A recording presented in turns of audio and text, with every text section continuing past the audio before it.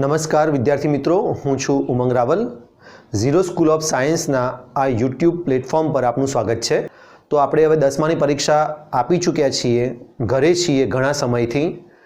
તો અભ્યાસ આપણો અટકવો ના જોઈએ તે હેતુથી આપણે ભૌતિકશાસ્ત્ર ધોરણ 11નું ભૌતિકશાસ્ત્ર શરૂ કરી દેવાનું છે.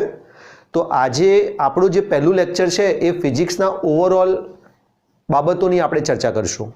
જેમ કે ધોરણ 11માં મુખ્ય સબ્જેક્ટ ફિઝિક્સ, કેમેસ્ટ્રી, મેથ્સ અને બાયોલોજી એમ 4 સબ્જેક્ટમાંથી ભૌતિકશાસ્ત્રની અંદર શું કોર્સ છે, ફિઝિક્સના કઈ બ્રાન્ચીસમાંથી અહીં પાઠ લેવામાં આવ્યા છે તેની આપણે ચર્ચા કરીશું. ફિઝિક્સ એ બહુ જ વ્યાપક વિષય છે, અલગ અલગ બ્રાન્ચથી બનેલો છે. જેમ કે ગતિશાસ્ત્ર, એમાં યંત્રશાસ્ત્ર પણ આવી જાય, પછી એસ્ટ્રોનોમી છે, ખગોળ વિજ્ઞાન છે, પછી તરલનું મિકેનિક્સ છે, ગુરુત્વાકર્ષણ છે, ઇલેક્ટ્રોનિક્સ છે, મેગ્નેટિઝમ છે, મોડર્ન ફિઝિક્સ છે, તરંગો અને દોલનોના પણ પ્રકરણો છે. આમાં ખૂબ જ વ્યાપક ફિઝિક્સમાંથી આપણે આપણી બુકની અંદર આપણા લેખકોએ અમુક દરેક બ્રાન્ચમાંથી પ્રાથમિક તબક્કાનું જ્ઞાન લીધેલું છે અને એ જ્ઞાન દ્વારા આ પ્રકરણો બનેલા છે. એટલે અત્યારે તમે જે પ્રકરણ ભણશો એના આગળના સ્ટેપમાં, ધારો કે તમે ઇલેક્ટ્રોનિક્સની અંદર એક પાઠ ભણ્યા અને ગાઉસનો નિયમ તમે ભણો છો અત્યારે, તો તમારે કોલેજમાં કે એન્જિનિયરિંગની અંદર પણ ગાઉસના નિયમની એપ્લિકેશન અથવા તો એના આગળનું સ્વરૂપ આવશે. એટલે આ પાયાનું જ્ઞાન છે, યાદ રાખજો. એટલે ધોરણ 11નું ભૌતિકશાસ્ત્ર હકીકતમાં કેટલો કોર્સ કવર કરે છે, કેટલા પ્રકરણ છે, તેનો ગુણભાર કેટલો છે, પરીક્ષાની પદ્ધતિ કેટલી છે, એ બધી જ માહિતી આપણે આ લેક્ચરની અંદર કવર કરીશું. તો ચાલો આજે આપણું લેક્ચર શરૂ કરીએ. મેં ઓલરેડી આપણા ક્લાસરૂમના બોર્ડની અંદર ધોરણ 11 વિષય ભૌતિકશાસ્ત્ર, જેને આપણે ફિઝિક્સ કહીએ છીએ, તેની બેઝિક માહિતી પ્રકરણની આપી દીધી છે. આપણું ભૌતિકશાસ્ત્ર કુલ 2 ભાગની અંદર 2 પુસ્તકમાં વહેંચાયેલું છે. જેમાં પહેલી ચોપડી કે જે ભાગ 1 કહેવાય છે, જનરલી દિવાળી પહેલાં પૂરી કરવામાં આવતી હોય છે સત્રમાં, અને આ બુક 2 ભાગ 2 દિવાળી પછીના સત્રની અંદર આપણે લેતા હોઈએ છીએ.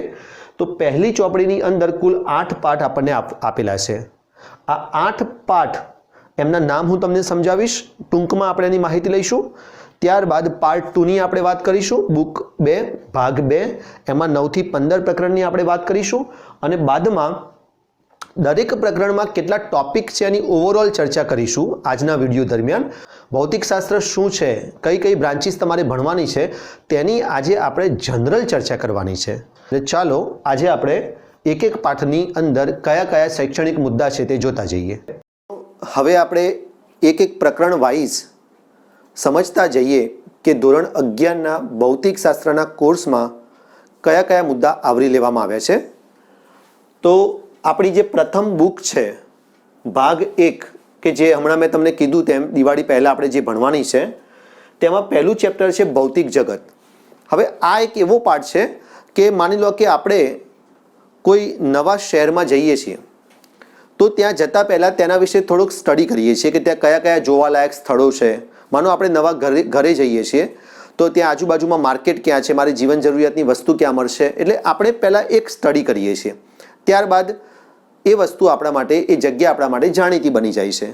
તેવી રીતે આ પ્રથમ પ્રકરણ ભૌતિક જગત આપણને ફિઝિક્સ શું છે, ભૌતિકશાસ્ત્ર શું છે, એ આખું સ્ટાર્ટ કરી અને તેનો ઓવરઓલ વ્યૂ આપણને આપે છે, કે જેમાં ઘણા બધા વૈજ્ઞાનિકોની વાતો છે, અમુક 4 મૂળભૂત બળોની વાતો છે, અમુક સંરક્ષણના મૂળભૂત બળોની વાતો છે. ટૂંકમાં ફિઝિક્સની ઓવરઓલ સમરી આપણને વાતો દ્વારા, વાર્તા મતલબ કે ચર્ચા દ્વારા આ પહેલા પ્રકરણમાં આપવામાં આવેલી છે. એ આપણે ચોક્કસ કરીશું, પણ એ ખૂબ મોટો વિષય છે. ભૌતિક જગત વિશે હું તમને ડિટેલમાં એક અલગથી વિડીયો બનાવીશ અને તેમાં ફિઝિક્સની સમગ્ર વાત, આપણે અલગ અલગ બ્રાન્ચોની વાત કરીશું. હાલ આપણે શોર્ટમાં સમજવાનું છે, માટે પ્રકરણ નંબર 2 તરફ આગળ વધીએ. તો પહેલો પાઠ આપણે જોયો કે ભૌતિક જગતમાં ઓવરઓલ જનરલ ફિઝિક્સની વાતો છે. હવે બીજો જે પાઠ છે એકમ અને માપન, આ પાઠ મારી દ્રષ્ટિએ 11-12 સાયન્સમાં સૌથી અગત્યનો પાઠ છે. હવે એવું કેમ, હું તમને સમજાવું. માની લો કે આપણે એક ઘર બનાવવા ઈચ્છીએ છીએ, તો ઘર બનાવવા માટે વ્યક્તિ છે, આપણી પાસે પૈસા બી છે કે ઘર બનાવી શકીએ તેમ છીએ, ઈંટો પણ આવી ગઈ છે, સામાન પણ આવી ગયો છે, રેતી સિમેન્ટ બધું આવી ગયું છે, પણ જે સાધનોથી ઘર બનાવવાનું છે એ સાધનો આપણી પાસે નથી. આપણે ગુજરાતીમાં કહીએ છીએ ને સિમ્પલ લેલું, એ લેલું આપણી પાસે નથી. માપવા માટેની આપણી પાસે પેલી પાણીની પાઇપો નથી. એટલે એ સાધનો જ નથી બેઝિક. તો આપણે કઈ રીતે ચણતર કરી શકશું? કઈ રીતે આપણું ઘર બનશે? થોડો પાયો ખોડવો છે. પાયો ખોડવા માટે આપણી જોડે કોદાળી નથી, પાવડો નથી. તો કઈ રીતે આપણે પાયો મજબૂત બનાવી શકશું, ખોડશું? આમ જેમ ઘર બનાવવા માટે આપણને ચણતર વગેરે માટેના સાધનો જોઈએ, તે જ રીતે આ ભૌતિક શાસ્ત્રનું ઘર બનાવવા માટે તમારે મૂળભૂત રીતે ભૌતિક રાશિઓ, તેમના એકમો અને કઈ રીતે તેમને માપવી એ શીખવું પડશે.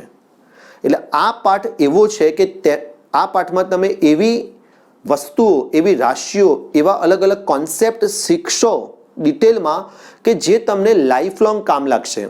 ધારો કે હું મારી વાત કરું તો આજે સવારે મારા ઘરે દૂધની 2 થેલી આવી, તો કેટલી થેલીમાં શું કદ હતું એનું? 500 મિલીની એક થેલી. તો આ મિલીલીટર શું છે? તો એની ચર્ચા આપણે આ પાઠમાં કરવાની છે કે મિલી એક પૂર્વક છે, લીટર એક કદનો એકમ છે. આમ મારા રોજિંદા જીવનમાં પણ એ વસ્તુ અસર કરે છે. ધારો કે તમારું દળ છે, હકીકતમાં એ દળ હોય છે પણ આપણે વજન બોલીએ છીએ. આપણે કહીએ છીએ કે મારું વજન આજે 70 કિલોગ્રામ છે, તો એકચ્યુઅલમાં એ વજન શબ્દ મારાથી ના વપરાય, મારે દળ બોલવું પડે. તો એ ભૌતિક રાશિ છે, એ આપણે બાદમાં સમજીશું. આમ આખા ફિઝિક્સને જો તમારે સ્ટ્રોંગ કરવું હોય તો તમારું આ પ્રકરણ નંબર 2 એ સ્ટ્રોંગ હોવો જોઈએ. આ પાઠની અંદર તમારે પારિમાણિક સૂત્રો ભણવાના છે, એકમો ભણવાના છે. એક એકમને બીજા એકમમાં કઈ રીતે ફેરવવાના છે તે પણ આપણે આ પાઠમાં ભણીશું. એ બધી જ વાતો, અલગ અલગ રાશિઓ, એના એકમો, પારિમાણિક સૂત્રો, એકમાંથી બીજાનું કન્વર્ઝન, રાશિ કેમ બનાવવી પડી, ભૌતિક રાશિ, એ બધી ચર્ચા આપણે માપન અને એકમ અને માપન પાઠમાં કરવાની છે. દરેક વિદ્યાર્થીનો આ પાઠ 100% પાક્કો હોવો જોઈએ. એમાં આવતા દાખલા, એમાં આવતા કોન્સેપ્ટ દરેકના ક્લિયર હોવા જોઈએ. અને તમે ચિંતા ના કરશો, હું તમારી જોડે જ છું. આ પાઠ આપણે ખૂબ જ સરસ રીતે ભણીશું. હવે પ્રકરણના ઓવરવ્યૂમાં આગળ વધીએ. વિદ્યાર્થી મિત્રો, પ્રકરણ નંબર 3નો તમે નામ જુઓ, સુરેખ પથ પર ગતિ. સાથે ચોથાનું નામ જુઓ, સમતલમાં ગતિ. પાંચમાનું નામ જુઓ, ગતિના નિયમો. આ ત્રણેય પાઠમાં ગતિ શબ્દ છે. હવે ગતિ વિશે તમે ધોરણ 9થી પરિચયમાં આવ્યા છો.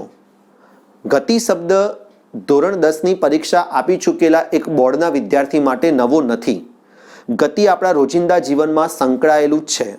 આપણે જ્યારે સાયકલ લઈને જઈએ છીએ, એક્ટિવા, બાઇક, સ્કૂટર લઈને જઈએ છીએ, 2 વ્હીલર લઈને કે ગાડી લઈને જતા હોઈએ, કે સામે આપણે આકાશમાં જોતા હોઈએ અને પંખીઓ જ્યારે ગતિમાં હોય, રેલવે સ્ટેશને, બસ સ્ટેન્ડે કે એરપોર્ટ ઉપર જ્યારે વિમાનોની, રેલવેની કે પછી આપણી બસોની ગતિ જોતા હોઈએ છીએ. ઇવન તમે અત્યારે મારા હાથની પણ જે આ ગતિ જોઈ રહ્યા છો, આ ગતિ આપણા રોજિંદા જીવન સાથે સંકળાયેલી એક રાશિ છે. અને એ ગતિ શબ્દ 3 પાઠમાં છે. આગળ પણ કાર્ય, ઉર્જા, પાવર એ થોડુંક એના પછીનો જ કોન્સેપ્ટ આવે છે. જેમ કે ગતિનો નિયમ છે તો તેમાં ન્યૂટનની ગતિના નિયમો આપણે ભણવાના છે. તો આગળ જતાં ન્યૂટને જે બળનો કોન્સેપ્ટ આપ્યો, બળનો કોન્સેપ્ટની વાત કરીએ તો એના ઉપરથી જ આપણે કાર્ય મેળવવાનું છે. આમ આ પાઠ પ્રકરણ નંબર 3, 4 અને 5 એ યંત્રશાસ્ત્ર એટલે કે મિકેનિક્સના પાઠ છે. વિદ્યાર્થી મિત્રો, ધોરણ 11માં તમારે ક્યાંય પણ વધુ પ્રમાણમાં ઇલેક્ટ્રોન, પ્રોટોન, ક્વાર્ક્સ કે ઇલેક્ટ્રિસિટી કે ચુંબકત્વ કે એસ્ટ્રોનોમી આવા શબ્દો નથી આવવાના. અત્યારે તમારે જે શબ્દો આવવાના છે એ શબ્દો આવા રહેશે કે તમે કયા સ્થાને છો, તમે કેટલું અંતર કાપ્યું, વેગ શું છે, પ્રવેગ શું છે, બળ શું છે, આપણા ઘરે જે ઇલેક્ટ્રિસિટી આવે છે તો એ કેટલા પાવરમાં આવે છે, આવી રાશિઓ, પ્રવેગ શું છે, ઉર્જા શું છે, આવી બધી રાશિઓ આપણે આ પાઠની અંદર અથવા તો આખા 11 સાયન્સની અંદર ભણવાની છે. આમ પુસ્તકમાં 11 અને 12 એમ બંનેમાં ફિઝિક્સની બ્રાન્ચને વહેંચી દેવામાં આવી છે, જેમાંથી યંત્રશાસ્ત્રના આ પાઠ છે પ્રકરણ 3, 4 અને 5. હવે આ પ્રકરણમાં પહેલા 3જા પાઠમાં માત્ર એક શબ્દ છે, ગતિ ખરી પણ સુરેખ પથ પર.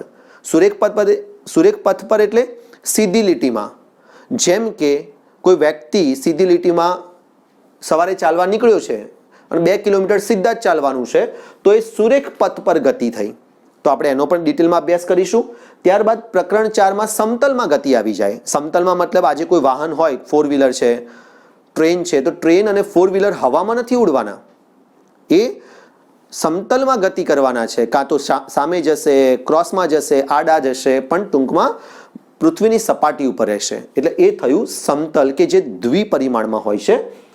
એ આપણે અહીંયા મેં એની એક આકૃતિ પણ દોરી છે. તમારા સમજણ માટે થોડુંક આપણું આજનું લેક્ચર ઇન્ટરેસ્ટિંગ થાય એટલે લેક્ચરની શરૂઆતમાં મેં આ થોડા ડ્રોઈંગ થોડાક ઉતાવળે દોરી દીધા છે. એમાં તમે જોઈ શકો છો કે આ દ્વિપરિમાણ મેં અહીંયા બતાવ્યું છે અને ઉપર આ એક સિંગલ પરિમાણમાં કાર બતાવી છે. એટલે ચોથા પાઠમાં આપણે સમતલની અંદર ગતિનો અભ્યાસ કરીશું. ઓકે, આગળ વધીએ. ત્યારબાદ આવે છે ગતિના નિયમો. ગતિના નિયમો આ પ્રકરણની અંદર ન્યૂટનની એન્ટ્રી થાય છે. ન્યૂટન કે જે ખૂબ જ જાણીતા ફેમસ વૈજ્ઞાનિક છે, સર આઇઝેક ન્યૂટન.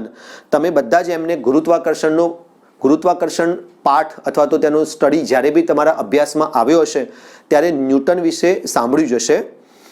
વિદ્યાર્થી મિત્રો, હું તમને આ ન્યૂટન વિશે એક સરસ મજાની સ્ટોરી કહું કે જે અત્યારે આપણા કોરોનાના પેન્ડેમિક સમયમાં, કોરોનાની જે અત્યારે ત્રાસદી છે, મહામારી છે, એ સમયમાં તમને ખરેખર પ્રેરણા આપે એવો છે. જ્યારે ન્યૂટન પોતે કેમ્બ્રિજ યુનિવર્સિટીમાં સ્ટડી કરતા હતા ત્યારે એ સમયે લગભગ 1630ની આસપાસની વાત હશે, કદાચ સાલમાં આપ ગૂગલ કરી શકો છો. એ સમયની અંદર પ્લેગ ફાટી નીકળ્યો હતો અને કોલેજો, યુનિવર્સિટીઝને બંધ કરી દેવામાં આવી હતી અને ન્યૂટન પોતે પોતાના ઘરે જતો રહ્યો હતો. હવે ફ્રી હોઈએ, આપણે નવરા હોઈએ તો આપણું મગજ સ્વાભાવિક છે કે એવા નવીન વિચારોની અંદર પરોવાયેલું રહે.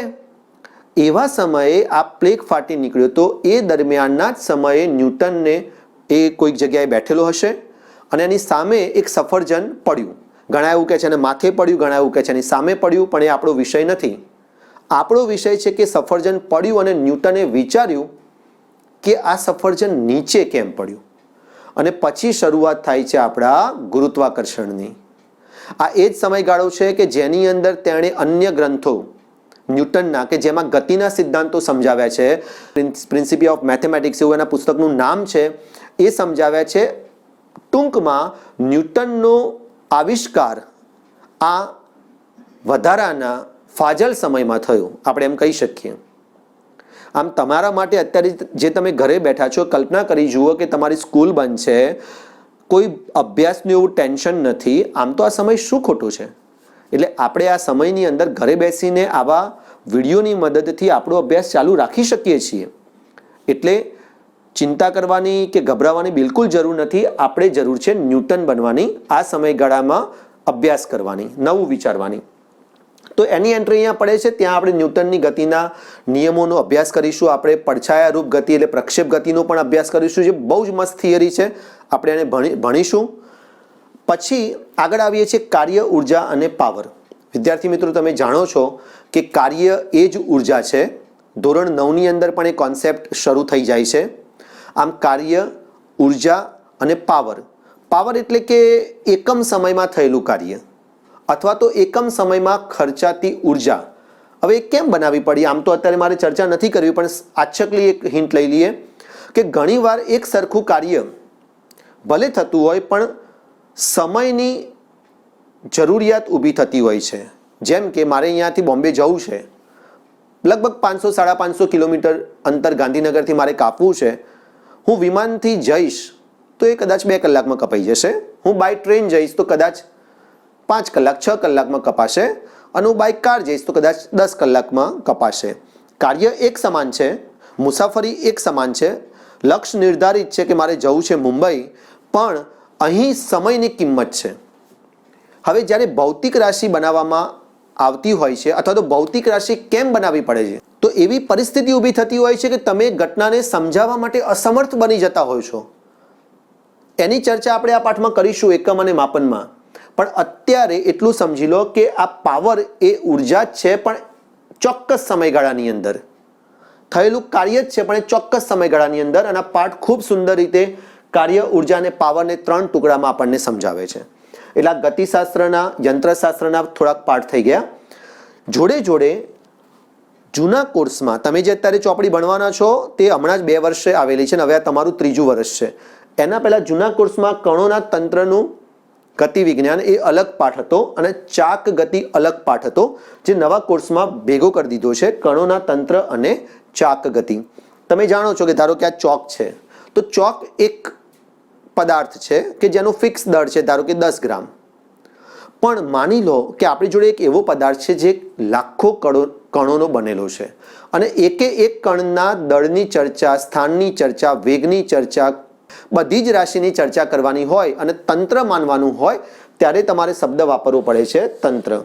અને ફિઝિક્સમાં આપેલ પદાર્થને તંત્ર ધારીને એનો અભ્યાસ કરવામાં આવે છે. એટલે આ પાઠ પણ આપણે ભણીશું. બીજો શબ્દ છે ચાક ગતિ. આ ખૂબ જ સુંદર શબ્દ છે. ચાક ગતિને સાદી ભાષામાં આપણે વર્તુળમય ગતિ કહી શકાય. દાખલા તરીકે પંખો છે, કોઈ ચકડોળ હોય, તમારા 2 વ્હીલરનું, સાયકલનું ટાયર છે, એ પણ એક ચાક ગતિ છે. એ ચાક ગતિની રાશિઓ અને એ ગતિનો અભ્યાસ આપણે આ પાઠમાં કરીશું. પાઠ થોડોક લાંબો છે, ઇન્ટરેસ્ટિંગ છે, ધ્યાનથી ભણવો પડે એવો છે. એ પ્રકરણ નંબર 7 છે, યંત્રશાસ્ત્રનો જ એક પાઠ છે. હવે બુક 1 ભાગ 1નો છેલ્લો પાઠ ગુરુત્વાકર્ષણ. હવે ગુરુત્વાકર્ષણમાં 2 વૈજ્ઞાનિકોનું નામ લેવામાં આવે છે. એક છે સર આઇઝેક ન્યૂટન અને બીજા છે આલ્બર્ટ આઇન્સ્ટાઈન. બંને ઉપર અલગથી વિડીયો લેક્ચર બની શકે એમ છે. ક્યારેક સમયની અનુકૂળતાએ આપણે એ પણ અભ્યાસ કરીશું. પણ અત્યારે જે આપણો 8મો પાઠ છે એ ન્યૂટનના ગુરુત્વાકર્ષણના સિદ્ધાંતોને સમજાવતો પાઠ આપણે ભણવાનો છે. ન્યૂટને ગુરુત્વાકર્ષણની જે માહિતી આપી, સૂત્રો આપ્યા, સમજૂતી આપી, તેનો આપણે અભ્યાસ કરવાનો છે. આઇન્સ્ટાઈને જે ગુરુત્વાકર્ષણ સમજાવ્યું 1916માં કે 17માં, તેનું એ થિયરીનું નામ હતું જનરલ થિયરી ઓફ રિલેટિવિટી. એ આપણા અભ્યાસમાં નથી આવતી. એટલે આ છે ન્યૂટનના નિયમોના આધારેનો ગુરુત્વાકર્ષણનો પાઠ. ગુરુત્વાકર્ષણ તો આપણા માટે જાણીતો વિષય છે. જેમ કે આ ચોકને અહીંયાથી છોડું તો એ નીચે આવે છે. એનું કારણ તમે જાણો છો કે પૃથ્વીનું આકર્ષણ બળ તેની ઉપર સતત લાગે છે. તમે કલ્પના કરો કે આ ચોકને મેં પકડી રાખ્યો છે, ત્યાં સુધી એ ચોક આટલે છે. જેવો હું ત્યાંથી છોડી દઉં છું તરત એ નીચે જાય છે. એનો મતલબ કોઈક એને નીચેથી કાયમ માટે ખેંચતું હતું, પણ મેં એને પકડી રાખ્યો તો જવા નહોતો દીધો. પણ જેવો મેં છોડ્યો તરત એ નીચે જતું રહે છે. અને જરા ધ્યાનથી જો એની સ્પીડ પણ સારી એવી છે. તમે ઘરે આ પ્રયોગ કરો કે ગુરુત્વાકર્ષણ બળ પદાર્થોને સારા એવા આકર્ષણથી ખેંચી રાખે છે. પૃથ્વીનું ગુરુત્વાકર્ષણ બળ. આમ તો ગુરુત્વાકર્ષણ બળ એ 4 મૂળભૂત બળમાં સૌથી નિર્બળ બળ છે, પણ એનો વ્યાપ બહુ વિશાળ છે, આખા બ્રહ્માંડમાં છે. એની ચર્ચા આપણે આ પાઠમાં કરીશું. ચાલો વિદ્યાર્થી મિત્રો, તો આ થયું ભાગ 1, પ્રકરણ 1 થી 8ની ઓવરઓલ ચર્ચા. ભૌતિક જગત, સામાન્ય ફિઝિક્સની ચર્ચા છે. એકમ અને માપન એ ફિઝિક્સ શીખવા માટે જરૂરી ભૌતિક રાશિઓ, એકમો, પારિમાણિક સૂત્રો ને આવરી લેતો પાઠ છે. ખૂબ જ ઇમ્પોર્ટન્ટ, આ સૌથી વધુ ઇમ્પોર્ટન્ટ. ત્યારબાદ યંત્રશાસ્ત્રના પ્રકરણ 3 થી લઈને 7 સુધીના પાઠ અને અંતિમ પાઠ છે આપણો ગુરુત્વાકર્ષણ. હવે આપણે આગળ વધીએ. બીજી પુસ્તકમાં ભાગ 2માં શું છે તેનો અભ્યાસ કરીએ. તો ભાગ 2 ની અંદર પહેલો પાઠ છે ઘન પદાર્થના યાંત્રિક ગુણધર્મો. હવે આ સમજવા જેવું છે. 9મો પાઠ છે ઘન પદાર્થ માટે, 10મો પાઠ છે તરલ માટે અને 13મો પાઠ છે ગતિવાદ માટે. પણ આ ગતિવાદ એ બીજા કોઈનો નહીં, પણ વાયુનો છે. આના પહેલાના પુસ્તકમાં, જૂના કોર્સમાં પ્રકરણનું નામ જ વાયુનો ગતિવાદ હતું. એટલે હવે આપણે બીજી ચોપડીની અંદર ગતિ શબ્દનો જ અભ્યાસ કરવાનો છે, ગતિવાદનો જ અભ્યાસ કરવાનો છે, કાઇનેમેટિક્સનો જ અભ્યાસ કરવાનો છે. પણ દ્રવ્યની જે 3 મુખ્ય અવસ્થા છે, પ્લાઝમા ચોથી, એટલે આપણી 3 મુખ્ય અવસ્થા, એ 3 અવસ્થા મુજબ આપણે પાઠ ભણવાના છે. ઘન પદાર્થના યાંત્રિક ગુણધર્મો, તરલના યાંત્રિક ગુણધર્મો. યાંત્રિક એટલે કે ગતિમાં આવતો એક શબ્દ છે, ગતિશાસ્ત્રને અનુરૂપ શબ્દ છે. અને 13મો પાઠ છે વાયુનો ગતિવાદ. એટલે ઘન, પ્રવાહી અને વાયુ, એ 3 ગતિવાદ આપણને બીજી ચોપડીમાં આપી દીધેલા છે.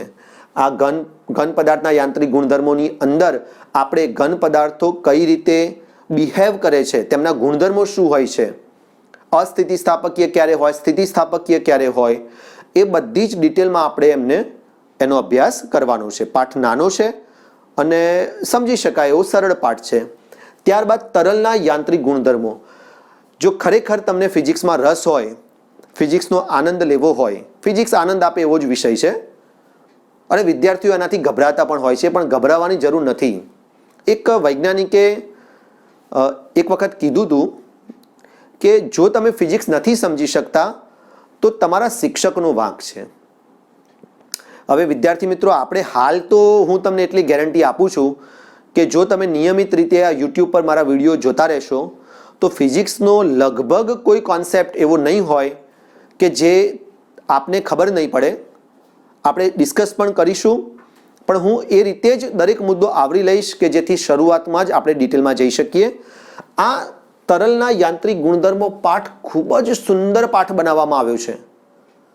તમે શરૂઆતથી ભણતા ભણતા ભણતા જ્યારે અહીંયા આવો છો ત્યારે ચાક ગતિ પછી આ એક એવો પાઠ છે કે જેમાં લાંબી થિયરી આવે છે, જેમ કે બર્નોલીનું સૂત્ર, ખૂબ જ સુંદર થિયરી કે ક્યાંથી ક્યાં સૂત્રો ફરતા ફરતા ફરતા એક એવું સમીકરણ તમને મળે કે તમને એવું થાય કે આ ખરેખર એટલે પહોંચી ગયા આપણે.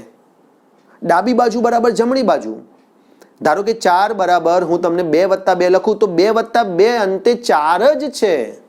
4 એ અંતે 2+2 જ છે. આમ ફિઝિક્સની અંદર અંતે બધું જ ઇન્ટરલિંક છે. એવી સુંદર મજાની થિયરી, વેન્ચુરી મીટરની થિયરી, પરપોટાની થિયરી, હમણાં મેં તમને કીધું એમ બર્નોલીનું સમીકરણ, આવી સરસ મજાની થિયરીઓ આપણે અહીંયા ભણવાની છે.